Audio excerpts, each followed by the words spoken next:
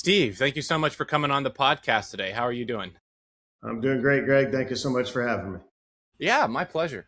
To get started, why don't you just take a moment and kind of tell us a little bit about your practice and what you specialize in? Sure, everybody. Hey, I'm Steve Ankerstar. I run an investment firm called Ankerstar Wealth. Started it 13 years ago after I retired from the military. We service mostly mass affluent clients. So if you think of yourself from that 500,000 to 1.5 million, that's traditionally underserved by the bigger box firms. We're the folks for you. Out of the 8-person staff we have, 6 of us are either former military or former teachers. So we have a service mindset, and that's what we offer our clients. Nice, I love that. Maybe you could take a little bit more time and tell us kind of what inspired you to do this. Yeah, well, I got angry. So that's the honest truth. So I've been a lifelong investor. I started in high school. We had a class at my high school in Lebanon, Ohio, called Essentiology, and they talked about stock market and stuff. It was kind of crazy. But I bought my first stock when I was in high school, and then continued to be an investor all the way through my military career. And when I say I got angry is what I saw from the finance industry was more of a focus on we're smart, you're dumb, hand your money to us and we'll do everything for you without talking to you. And I was a little bit disillusioned by that because I liked investing and I wasn't ready to hand my money over to anybody. I knew I didn't know everything, but I knew a lot. And anybody that I talked to try to help invest my money with them, they just wanted to take the money and then not talk to me. So found that totally unacceptable. So as I started building my own portfolio out, I had individual stocks, I had index funds, and I had mutual funds. I found that the mutual funds, and I'm from the age where Apple was kind of the number one stock out there. Yeah. I had my own Apple stock, right? And then I looked at my mutual funds and they all had Apple stock as like their number one holding. So I was actually thinking I was getting diversification through this mutual fund system, which is what it promises. But actually I was loading all up on, I was overexposed to one stock. That was the right stock to be overexposed to. But that really wasn't what it was about. And they're charging me almost a 1% plus fee for doing so. So I said, you know what? I can do better for myself. So I did. And then I started managing my parents' money. And then I started working with coworkers in the military, and they were all pretty impressed. So kind of it got to this idea of, hey, Steve, once you retire from the military at the ripe age of 43, I could have fully retired. I was financially independent, but I could also turn around and export this philosophy and help others do exactly. Nice. So you retired at 43. That means you joined at 23, right? You were in for 20 years? 2022, right Oh, okay. out of college, you bet. Man, that's a little later to be joining the military, isn't it? Well, for officers, it's not. So you got to That's graduate right. high Yeah, that's school, and right. then I had Yeah. an Air Force scholarship. Went to 4.5 years for engineering at Iowa State, and then right on into the military from there. So yeah, but you're right. Right out of high school, that's at 38 to 42, 43 is kind of your earliest opportunity to retire for us military types. Nice, nice. And how many clients do you have now? A little over 300. Those are Congrats. That's anywhere awesome. from households to individuals. We do have some business institutional clients, mostly on the small business sort of side of things. Nice. That is awesome. Yeah. All right. Thank you for sharing how you kind of got here and a little bit about your background and story. Yeah. Let's explore a little bit more about who you work with. So maybe you could you mentioned this a little bit earlier, but maybe you could take a moment to describe the type of person who typically comes to you. Yeah, you bet. So I will say first, our staff, we have myself and 5 other advisors, and we're all not from traditional finance. So we're again, mostly from service industry. So we kind of consider ourselves outsiders. And the reason I bring that up is because when you deal with us, it's like dealing with somebody who you live with in your neighborhood, right? Not more of the New York City suit and tie. Again, the we're smart, you're dumb sort of mentality. We're more of the, hey, we've studied this, we're ready to bring these services to you. So the folks that we market to, the folks that find us attractive are, again, the mass affluent, that, 500,000 to 1.5 million, to where it's really, they know they need to get this right. They're generally anywhere from age 40 up to, retirement age, which is different for everybody. Hmm. But certainly when somebody thinks about, stepping away from their big income, they want to talk to an advisor generally to at least get a sanity check on where they stand and make sure that they're on the right path.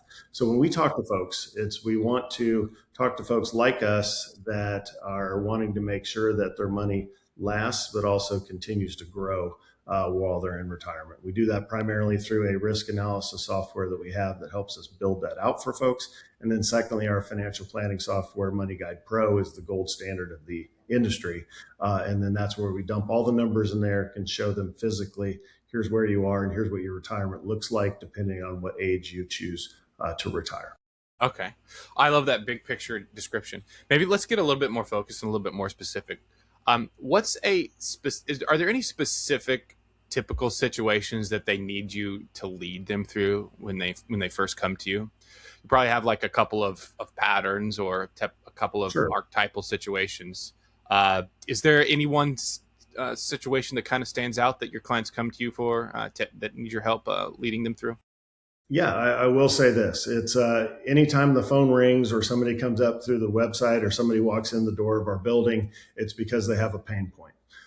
So it's the really what brought them to reach out. If you don't have a pain point, you probably are just waiting until you have one. Then you have to make a decision. I would say the one that's most common, if you will, are inheritances. So the folks that traditionally maybe have really been focused on the management of money or wealth creation over their lifetime, that sort of thing, to where they've just kind of gotten by, and then all of a sudden here comes $1 million+ from their parents, and they really have no idea what to do with it, and they are concerned, a little bit intimidated to go talk to a money person when they've never talked to a money person before. And again, the movies in New York City don't help paint the right picture for what actual most financial advisors are really like. So they walk in and say, hey, I got a little bit of an inheritance and I really don't have any idea what I should do. Then that's when we sit down, find a little bit more about them, what they know, what they don't know, and then really try to lay forth a crystal clear path as to, okay, this is a lot of money. Here's what kind of money you can generate without touching principal, and here's how if you have other uses for money as far as supporting philanthropy, that sort of thing. We can talk to them through those different options. I love that. We'll go into your process a little bit more later, but first, I want to talk more about your clients or your in the kind of the space that people are in when they first come to you that causes them to kind of reach out and understand the situation a little bit better. What are some of the questions they typically ask when they meet with you for the first time? You have like the top three most common questions or concerns, and what kind of is keeping them up at night. Sure. The top three are all fee related, right? Because people want to know what they're paying up front, just like you or I do when we walk into a store or getting our car fixed or whatever. So they walk in, they say, "Are you a flat fee advisor?" And the answer is yes. And then it's, "Are you a fiduciary?" Or if they don't know that term, I generally answer the "Are you a flat fee advisor?" with yes. Not only do we charge a flat fee, but we're also fiduciary, so we're required by law to act in your best interest. And then the last one is, how much do you charge? And even if they don't ask, I tend to get towards the end of the consultation and I'm like, okay, what other questions do you have? And, when we get the silence or it's like, okay, here's a question you should ask is, how much do you guys charge? So since you just asked that, I'll go ahead and answer that for you. So I say the industry standard is a 1% flat fee, right, of assets under management. That's kind of an old number. I'll say Antiquated. that. There you go. Yeah. Antiquated. Thank you. Not an English major. I say that's an old number. So we do it cheaper than that. So we start folks off for smaller accounts of 0.95%, which isn't much savings, but then we discount that significantly as their assets grow. So the way I say it is, I'm from a flying background. I used to be a fighter pilot for the Air Force. As you can see, the airplanes behind me. If you're seeing this video, it's like we can do things more efficiently and we really cut down on the drag. And the drag on portfolios is the fee that's charged by the advisor, right? And that's what keeps a lot of people away. So I like to say we're cheaper than anybody else you're going to find out there, and I'll prove to you over time that we're better. I love it. I love it. All right, let's talk a little bit more about where your clients, how they find you. So where do you typically find your clients? How do they find you? Rather, where do they come You from? know, that's a good question. So here's where I have a little different philosophy from a lot of folks. So a true business person, and I have an MBA, so I know what I should be doing, but I still don't do it because I don't like it. I don't like it when I'm a customer, so therefore I'm not going to do it to my customers. Is I'm supposed to be asking everybody, "How'd you find me?" I don't like that question because when somebody asks me that, I don't like that either. So largely we don't know. We do have a fairly aggressive website out there that has cool airplane pictures on it. So when I'm casually talking to somebody at the grocery store, or what cocktail party, whatever it is, I'll say, hey, check out our website, ankerstarwealth.com. If nothing else, you're going to see some cool airplane pictures. So and that I kind of leave it at that. So really the soft touch. But we do think our website's attractive and designed correctly to funnel folks to contact us. Secondly, word of mouth. We don't really ask our clients a whole lot, but we try to overserve our clients. So they're very proud of what they get out of us. So they want to go out and talk to folks. Then we also have our own YouTube channel. When I started back in it's just Ankerstar Wealth. When I started back in the day, I found my clients were asking me when it was just me, and the clients were asking me the same things, between 10 and 11 in the morning based off of what they saw on CNBC that morning. So every day I would get up and I would check CNBC website and have CNBC on, and I would try to guess the three questions I was going to get asked and go ahead and answer those ahead of time in a 8 to 9 minute video on our YouTube channel. Done that now. It's 13 years old. It doesn't have a very big following, but it does provide, the followers we have are very loyal and they listen almost every day. So now I have different advisors kind of rotating through to do that. And then that's the primary ways we get people to find us. And of course, we had a book release, which I will work in here somewhere, right? Because I can as an author. Absolutely. Mike and I, who was my CIO, wrote that earlier this year. It was released in March, and it kind of talks to our investment philosophy for those that want to know more information. So, just so we know that, say the title one more time: Thesis Sure. and Conviction. Get it Yep, on thesis Amazon. and conviction. It's got a cool airplane on the front, right? Because that's part of the branding, if you will. And it says, investing for alpha in a beta world. And what that really is kind of getting to is we do a core and satellite approach. So if you go to like an Edward Jones, Raymond James, they're going to ask you your risk tolerance and your age, and they're going to put you in kind of a core portfolio. And that's where their service largely stops. And they're great people and they have good conversations with you. But as far as generating alpha, we do have top themes we believe in, and we invest a small portion of the portfolio in those themes. Think humanoids, think quantum computing, think cybersecurity, space, those sorts of things. Small percentage. Again, we're looking to try to generate alpha. Can't guarantee that, of course, but if you get the thesis right, then the alpha follows. I love it. So, you've got your book. Obviously, you have a really cool theme and cool branding and cool background, the planes, the military, and all that. But you've got a vision for your business. So, where do you see it in the next 1 to 3 years? Like, what's your vision? What goals are you working on?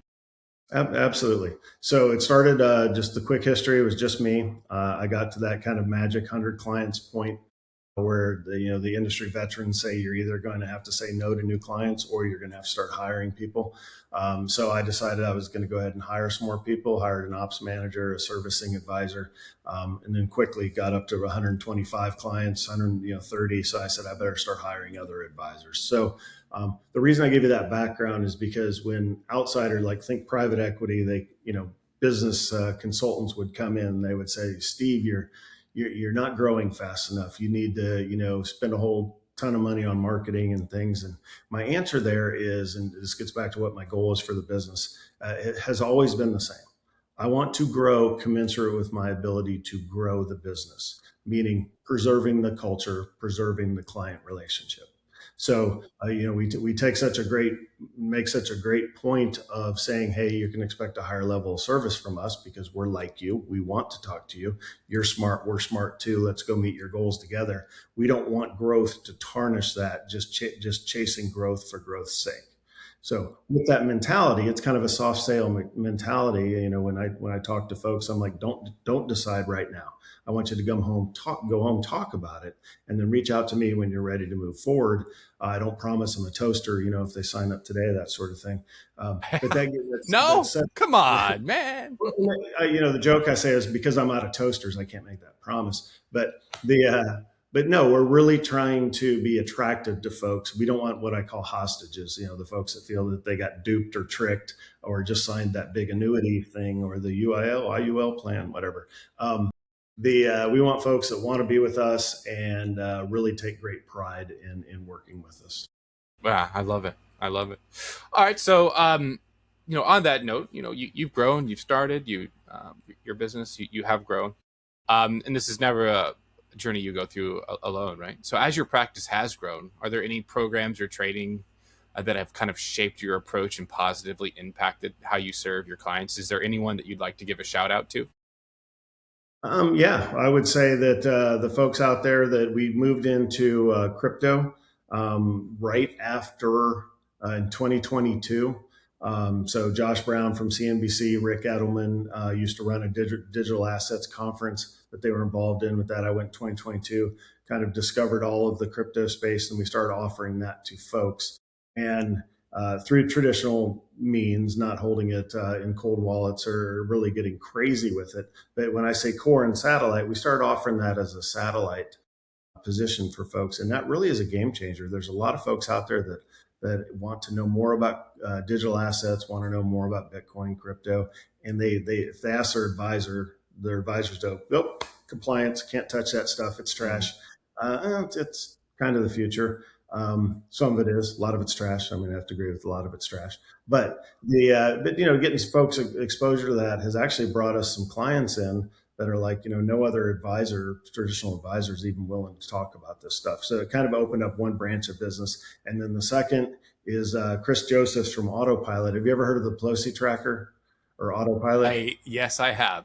It's very Yes. sneaky. It's very Well, smart, I it's think. very smart, right? Yeah. And regardless of whether ethically you think our politicians should be able to do blatant insider trading or not, right? I don't think everybody thinks that's wrong, but since they kind of do, or Nancy Pelosi is just the most, the best stock investor ever. Either way, doesn't matter. But if you can copy those trades, that's one way to. It's like, hey, if they're going to benefit off of it, let's come up with a platform so everyone can benefit off of it. So we met with the Autopilot folks a little over a year ago, and really from switching it from what Autopilot does to a business management for myself and our team is, traditional wealth management is a very analog experience. It's a very sit across the table, it's have deep conversations, but we don't really have a digital offering. And this allowed us to branch off to a digital offering to where, a lot of the folks, I have two daughters, they're, late teens and early 20s. They don't want to talk to somebody. They just want to be like, hey, I want an app that I can invest my money and make money. So we talked to Autopilot, set up the relationship, and we have 14 portfolios on Autopilot, which is the number one outside of Autopilot itself. Nice. Different Congrats. different portfolios that allows people who don't want to talk to me. I'm not offended, right? But you'd rather just copy my trades, right? So we have these 14 portfolios, which we're updating continuously for different themes like humanoid and quantum, Bitcoin, if you're interested, those sorts of things that they can now participate that way. And so from a business model, it's two different revenue streams. You have kind of the traditional wealth management, but you also have the digital experience feeding some money in there too. I love that. Love your experimenting with these different things and thinking about the future and where it's going. Quantum, robotics, AI, those are all interesting things. But cryptocurrency, those are all interesting. Okay, so what I'd like to do now is I'd like to understand more about what it looks like to work with you. So maybe you could walk us through your actual process. So if somebody were to become a client today, what happens the next? What happens the first couple of weeks? What does your onboarding look like? Yeah, you bet. So initial that first we have the consultation, right? But after I say the ball's in your court. Reach out to us whenever you want to get started. From there, it's a very efficient process of digital onboarding. Meaning, once they say, I go, once you give me the green light, we're going to run as fast as we can, and you let me know if we're going too fast for you. But we'll talk initially about exactly what accounts you want to have open and where you're transferring assets in from.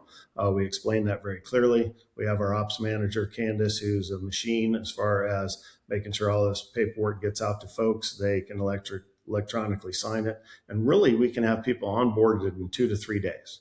So, and there's a subset of the population that takes 2 to 3 months, right? By the time you have to remind them, a handful of times that they have a DocuSign waiting for them. But we do like folks. We move fast. We have a fast mover background, so if they want to move fast, we can move. It's like challenge us to move faster, right? And then once we get all the assets onboarded, we use a program called Nitrogen, which is it's the old Riskalyze. It's a weighted average.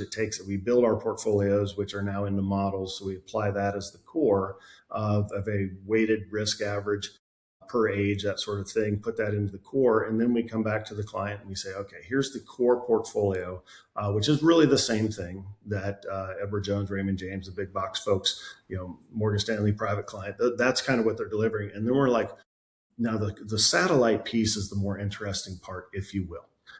It's going to be what interests you. Here's our major themes. We have 6 of them that we're pushing right now that we think are the themes that are going to change the world. You can hold those through ETFs or individual stocks as an example. Cybersecurity, you can hold cyber, CIBR as the ETF, or you can hold Palo Alto Networks if you're interested. There's a couple ways to play it. And then we get in the mind of the client too. And if the client's like, hey, I want to invest in data centers, it's like, okay, we can talk about either the real estate piece of data center or the power providers for data centers. So what we're trying to do there with the client is there should be something exciting in their portfolio. Not too exciting. It's not gambling, but exciting enough to where they want to check it and they want to follow a theme and they want to be able to believe in their portfolio. So based on kind of like interest, something that they're interested in or curious about. Yeah, and and I don't tell my clients no or that's a bad idea. But if somebody wants to invest, say Delta Airlines, and be like, okay, well, I like Delta, they're a premier airline. However, the airlines, go bankrupt every 10, 20 years. Any hiccup in the economy, and the airlines are bankrupt. So I would say, so I'm not really for it, but if you want to put a small subset amount of shares into your portfolio because you like to board the plane like you're the owner, right? Yacht walk onto the airplane because you got Delta shares.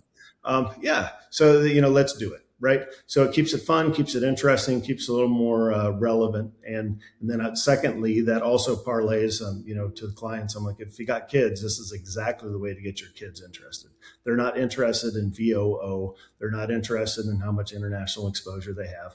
But if you buy them, a stock of, Apple, it's like, well, they got an iPhone, they got an Apple Watch. It's like they can understand that because they see it. Right. Yeah, absolutely. Yeah. I love that investing based off interest, having at least one thing that they're interested in and right. Has some curiosity about. That's good. All right. So that's kind of what onboarding looks like.